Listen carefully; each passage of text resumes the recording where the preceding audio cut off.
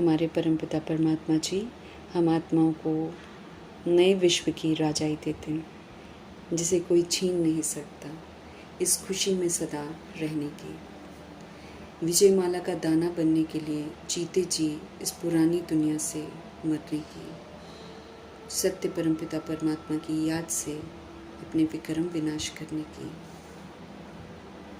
विक्रमाजीत बनाने वाले परमपिता परमात्मा की हम आत्माओं के लिए आज के मुरली से शिक्षाएं। सर्वशक्तिवान परमपिता परमात्मा हम आत्माओं को शक्तिशाली बनाते हैं। आत्मिक स्टेज हमारी ओरिजिनल पावरफुल स्टेज में स्थित होने की विधि बताते हैं। विधि को अपनाकर हम उस पावरफुल स्टेज द्वारा सभी की शुभ कामनाओं को पूर्ण करने वाले महादानी बने, ऐसा वरदान देते हैं। परमपिता परमात्मा हम आत्माओं को जो भी देते हैं, जैसा भी बनाते हैं, वैसा ही दूसरों को भी बनाने की समझ देते हैं। वरदान के रूप में देते हैं ताकि हम उसे सहज कर सकें। वरदान अर्थात विधि पूर्वक अगर हम परमपिता परमात्मा की शिक्षाओं पर चलते हैं तो वरदान को फलीभूत कर सकते हैं। वरदान हमें रोज़ मिलते हैं, लेकिन वरदान को यूज़ करना है, प्रयोग मिलाकर अनुभव करना है, फिर उसे सभी आत्माओं की सेवाओं में लगाना है।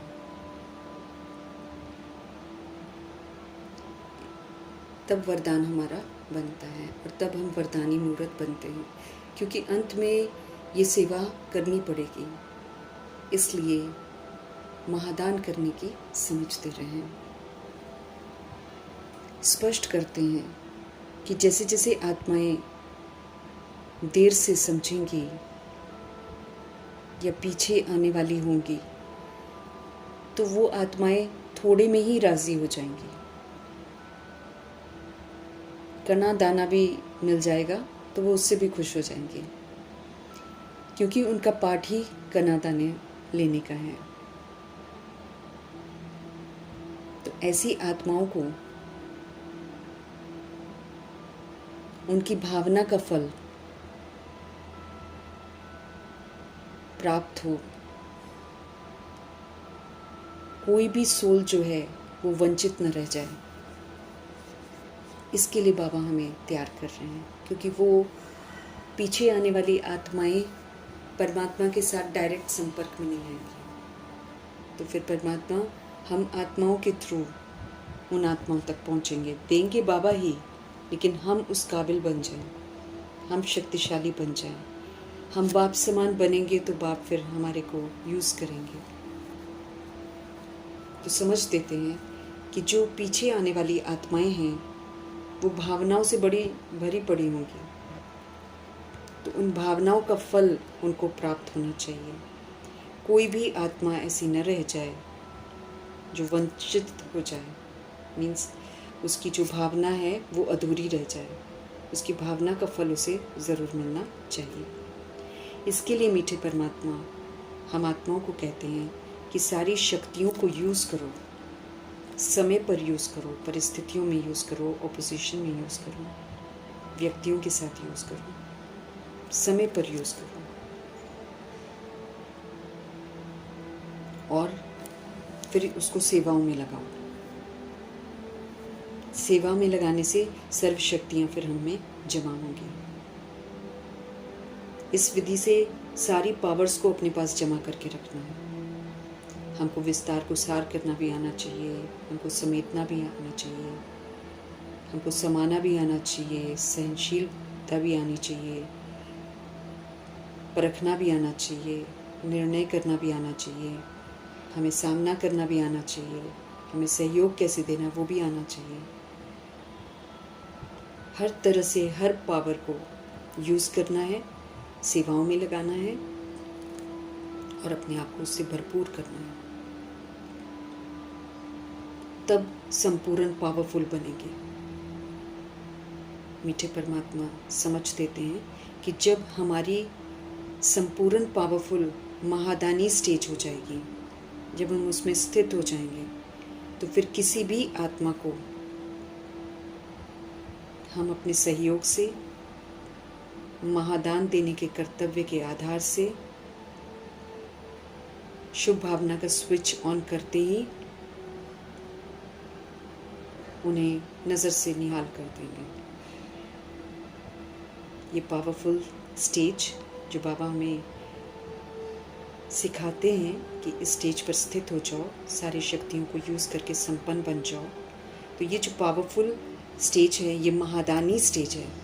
इसमें फिर शक्तियों का दान, शक्तियों का सहयोग दूसरी सोल्स को देना है। तो महादानी स्टेज पर स्थित होंगे तो फिर हम इस काबिल हो जाएंगे कि किसी भी आत्मा को अपने सहयोग से, फिर जो हमारा कर्तव्य है महादान करने का, कि भगवान से जो मिला है वो भगवान के बच्चों को देते जाना है, ये महादान देने का जो कर्तव्य है इसके आधार से, और फिर जो शुभ भावना, शुभ कामना रखते हैं, तो वो शुभ भावना, शुभ कामना का जो स्विच है, अर्थात जैसे हम शुभ भावना, शुभ कामना करेंगे, स्विच ऑन करेंगे, तो नज़रों से ही आत्माएं निहाल हो जाएंगी।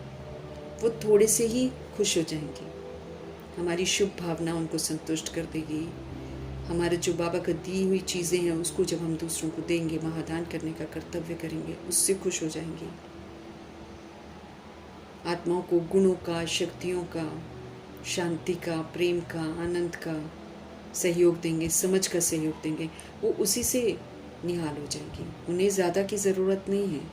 इसलिए ऐसी सेवा के लिए हमको सबसे पहले अपनी पावरफुल स्टेज बनाने का अटेंशन रखना है।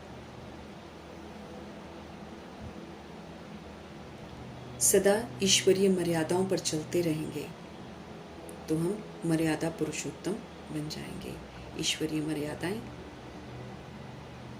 हम आत्माओं को सही विधि से चलना सिखाती हैं। मर्यादाओं की लकीर के अंदर रहना हम आत्माओं को देवता का मर्तबा दिलाती हैं। ईश्वरीय मर्यादाएं कल्याणकारी हैं, दाता बनाती हैं, श्रेष्ठ बनाती हैं, संपन्न बनाती हैं, रावण की दशा से, माया के वार से बचाती हैं, सुरक्षित रखती हैं।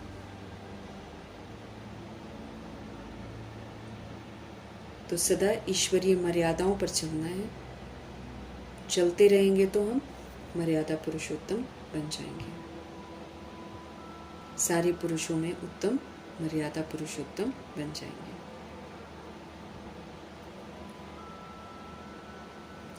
आत्मिक स्थिति में रहने का अभ्यास करने की समझ मिल रही है हमको रोज, और अंतर्मुखी बनने की समझ मिल रही है। जब कभी हम सेवा की स्टेज पर जाते हैं तो बाबा कहते हैं कि जो तपस्या हम कर रहे हैं, जो तपस्या बाबा करवा रहे हैं, वो तपस्या दिखनी चाहिए। क्योंकि जब तपस्या करते हैं, एक बाप दूसरा न कोई की तपस्या करते हैं, आत्मा समझने की तपस्या करते हैं, स्वधर्म में रहने की तपस्या करते हैं, जब हम इसका पुरुषार्थ करते हैं तो ये सच्चाई का पुरुषार्थ दिखता ज़रूर है। इसलिए बाबा समझ दे रहे हैं कि जब कभी सेवा की स्टेज पर हम जाते हैं तो जो जिनकी हम सेवा करते हैं उनको ये अनुभव होना चाहिए कि जो आत्माएं हैं जो सेवा कर रही हैं, ये बहुत समय के अंतर्मुखता की रूहानियत की गुफा से निकल कर आई हैं। उनको ऐसा अनुभव हो, इस दुनिया से बिल्कुल डिटैचमेंट और प्रभु के संग का प्रभाव दिखाई देना चाहिए। वो तपस्वी रूप दिखाई देना चाहिए जो अंतर्मुखी बनकर हम करते हैं। वो बेहद का वैराग की रेखाएं दिखाई देनी चाहिए। सच में अगर बेहद का वैराग होगा, सच में अगर तपस्या कर रहे होंगे, सच में अगर हम अंतर्मुखी होंगे, सच में अगर हमने रूहानियत को धारण किया होगा, तो मीठे मीठे परमपिता परमात्मा स्पष्ट करते हैं कि वो सूरत से ज़रूर दिखाई देगा और दूसरों को अनुभव भी होगा। इस अनुभव, ये जो अनुभव है, ये अति रुहाब का अनुभव है। तो जितना ही अति रुहाब रहेगा रूहानियत का, रूहानी नशा रहेगा, उतना ही अति रहम भी बने, रहम दिल भी बनेंगे। स्वरूप में वो रुहाब भी दिखाई देगा, रहम भी दिखाई देगा।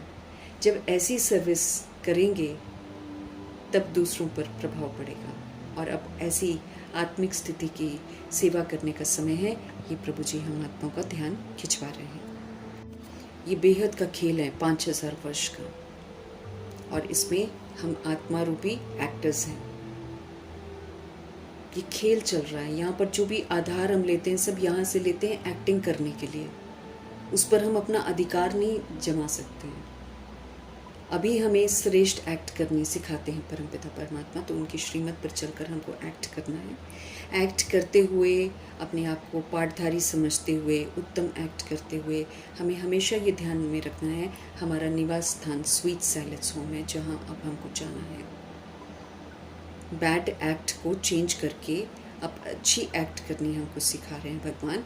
तो अच्छी एक्टिंग करते हुए, ऐसा नहीं है कि अच्छी एक्टिंग करते हुए हम यहीं पर रम जाएं, लेकिन अच्छी एक्टिंग करते हुए भी हमको याद रखना है कि मेरा निवास स्थान स्वीट साइलेंस होम है, जहाँ मुझे जाना है।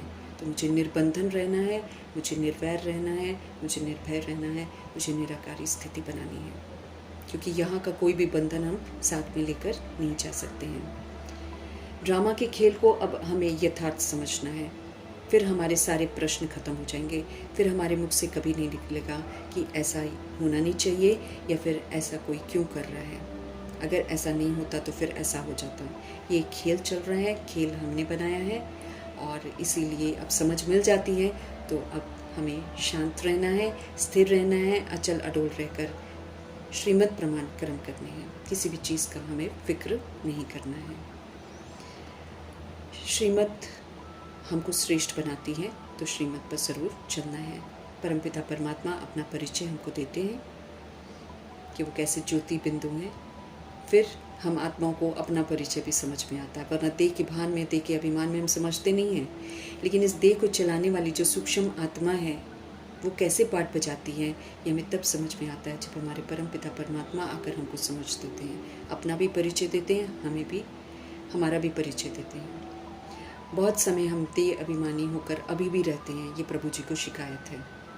अगर हम देही अभिमानी होकर रहेंगे तो बाप के यथार्थ परिचय को समझेंगे। फिर जो वो हैं, जैसे वो हैं और जो वो करवा रहे हैं उसको हम सहज कर पाएंगे। दुनिया भगवान को गॉडफादर कहती है लेकिन समझती नहीं है। अब हमें खुद समझकर फिर उन आत्माओं को भी समझाना है। परमपिता परमात्मा अति सूक्ष्म है, ज्योति बिंदु है।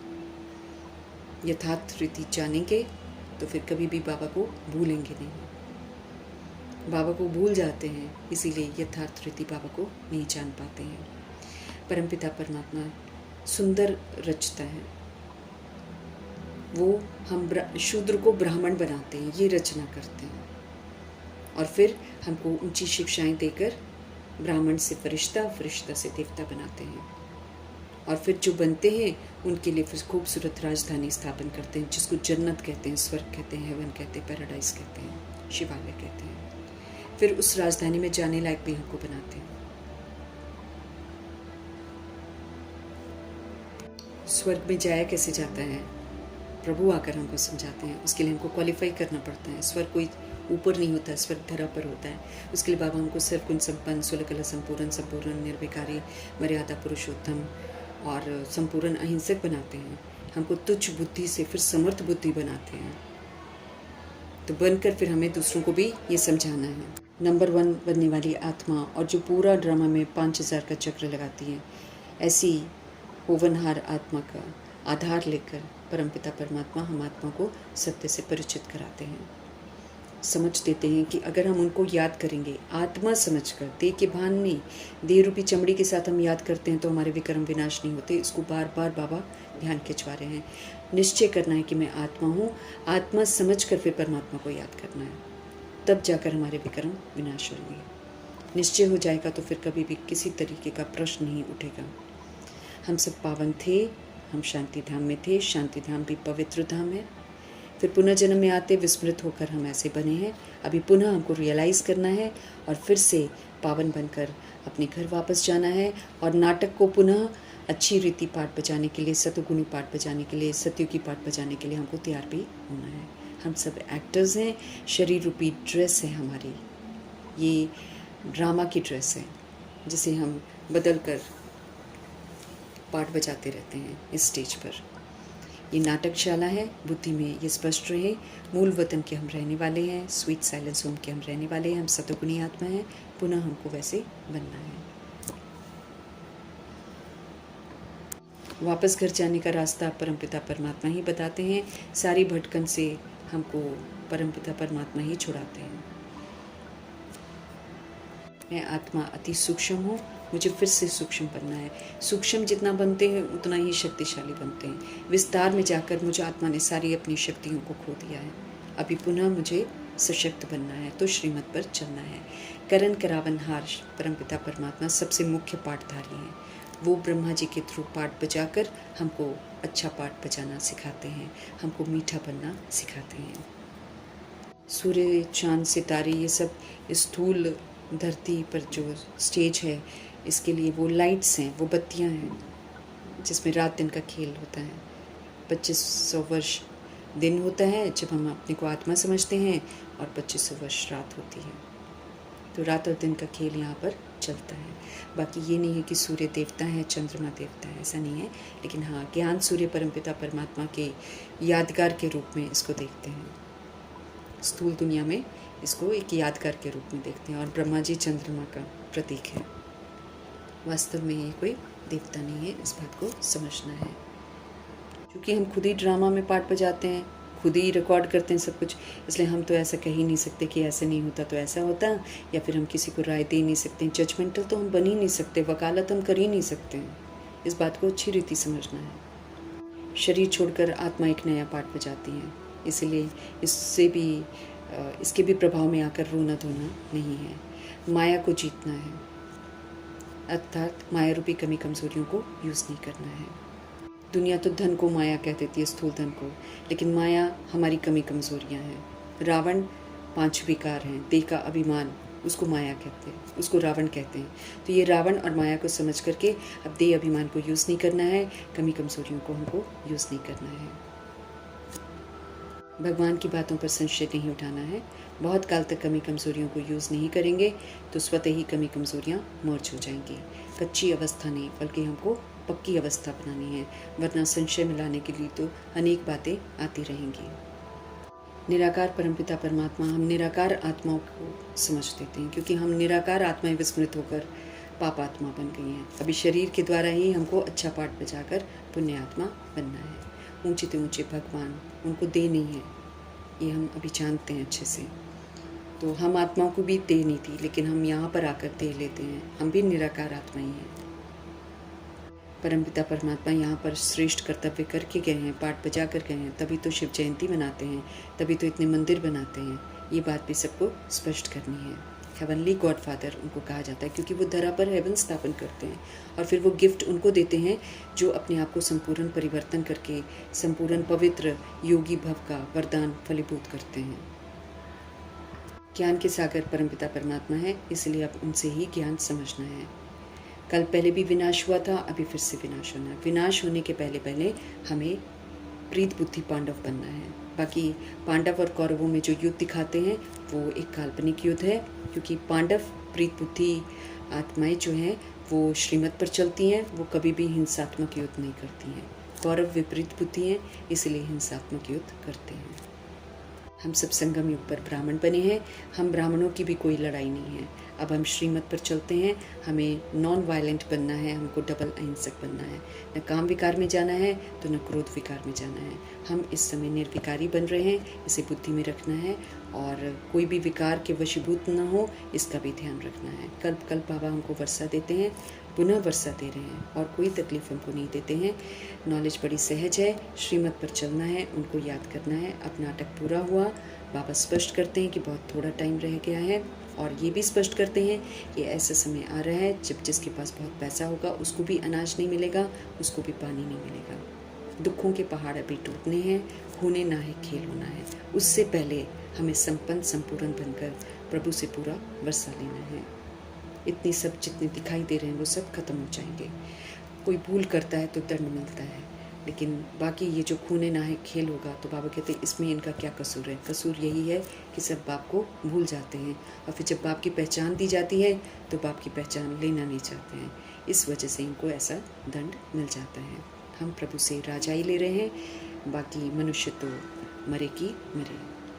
हमें तो जीते जी मर कर सब कुछ बाबा को ट्रांसफ़र करके अमरलोक में जाने का वर्षा लेना है। पढ़ाई की ताकत से, पढ़ाई को अच्छी रीति पढ़ना है। ये पढ़ाई हमारी सोर्स ऑफ इनकम है, इसी से हमारी भविष्य 2500 वर्ष की राजधानी की प्रारब्ध बनती है। तुच्छ बुद्धि से अभी स्वच्छ बुद्धि बाबा बनाते हैं, तो स्वच्छ बुद्धि बनकर लक्ष्मी नारायण के घराने में जाने का मर्तबा प्राप्त करना है। पुनर्जन्म लेते लेते हम नीचे उतरे हैं। नीचे उतरने की वजह को अच्छी तरह समझना है। अब उन वजह को दोबारा यूज़ नहीं करना है। अब चढ़ती कला में जाना है, तो फिर परमपिता परमात्मा की श्रीमत पर ही चलना है। स्वर्गवासी बनने का पुरुषार्थ हमको करना है। बाप ने जो सुंदर राज्य दिया था उसे रावण ने छीन लिया, अर्थात देह अभिमान ने छीन लिया।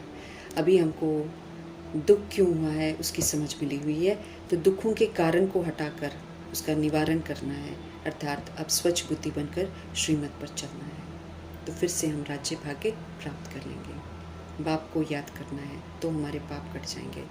हमें याद रखना है कि जन्म जन्मांतर का सिर पर बोझा है, क्योंकि देह अभिमान में पाठ बजाया है तो कई कर्म हमने बैठ कर्मा करे हुए हैं, तो बोझ बहुत सारा है। ये हम अच्छी रीति जानते हैं, यही हमारे दुखों का कारण है, और दुखों का निवारण अब करना है श्रीमत पर चलकर। सर्व के सदगति दाता शिव पिता परमात्मा है, ये सत्य सभी को बताना है। वो कण कण में नहीं है, वो वही सच्चे हमारे सदगुरु हैं, वही हमको वापस घर लेकर जाते हैं। और कोई दुनियावी देदारी गुरु न खुद जाता है वापस, न किसी को ले जाता है। तो सदगति दाता ही सच्चे गुरु हैं, सच्ची राह दिखाने वाले शिव पिता परमात्मा ही हैं। वही हमको वापस लेकर जाएंगे। पतित पावन एक भगवान ही है, सबको वापस लेकर जाएंगे, लेकिन ले जाने से पहले वो स्थापना का कार्य भी करते हैं। पहले ही कृष्ण के आने की तैयारी, कृष्ण को तैयार कर देते हैं। फिर इधर विनाश शुरू होता है, उधर कृष्ण जी का जन्म हो जाता है। तो दुनिया में प्रलय नहीं होती है। शास्त्रों में तो दंत कथाएं लिखती हैं, अब उन दंत कथाओं पर यकीन नहीं करना है। सारे विश्व का मालिक बनाते हैं परमपिता परमात्मा, जिसे ऐसा राज्य भाग्य देते हैं जो कि कोई छीन भी नहीं सकता है।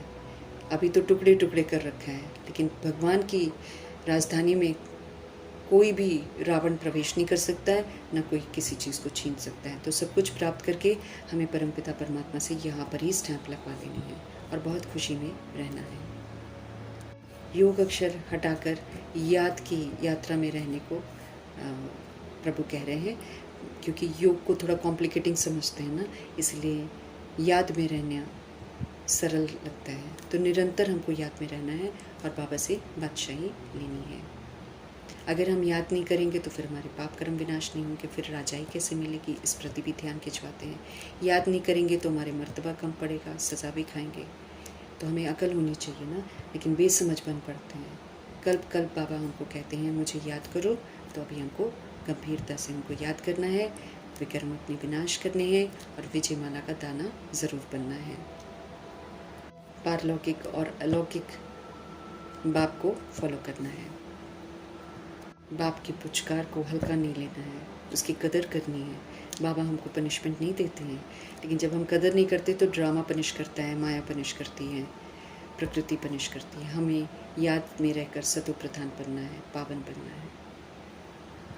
हमें विशाल बुद्धि होकर बाबा की हर बात को समझना है। ब्राह्मण बनकर शूद्रों वाला कोई काम नहीं करना है, तभी हम ज्ञान को यथार्थ समझ पाएंगे।